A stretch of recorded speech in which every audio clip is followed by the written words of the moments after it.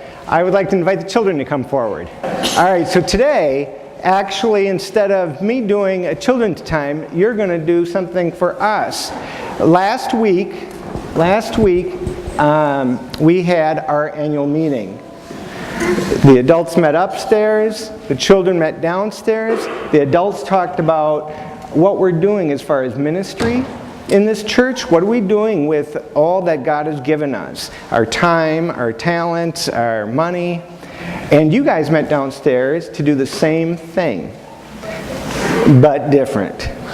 And so I got a couple of you who are going to help me with this because I was upstairs instead of downstairs.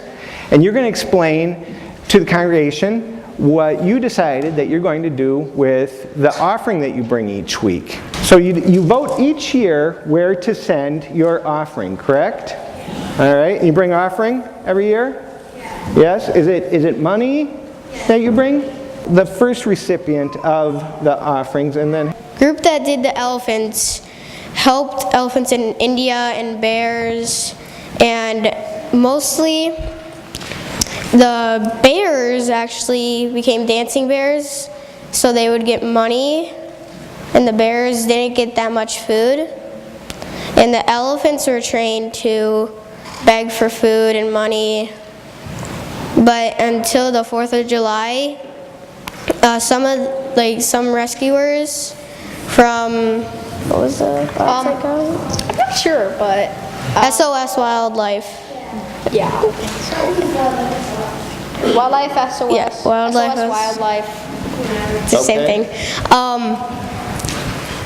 And they saved the elephant named Raju that was chained up for 50 years, and once they got the chains off, he was actually in tears. And they took him to Wildlife SOS. They gave him food because he was actually really skinny. And Just bad. he had scars all over his legs because of the chains. Helping a village named Dagma, which is in the country Togo. Get them water so they can have clean water and stop dying. And Sean Lundy, who's with the Peace, he is there, and he's going to be there for another 2 years.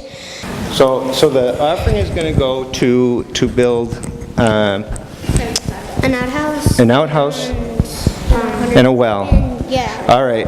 And one thing I want I noticed a all-male team up here today, but I want this to be heard by both the women and the gentlemen up here, is Sean Lundy, who's right there, sat right where you're sitting. Okay?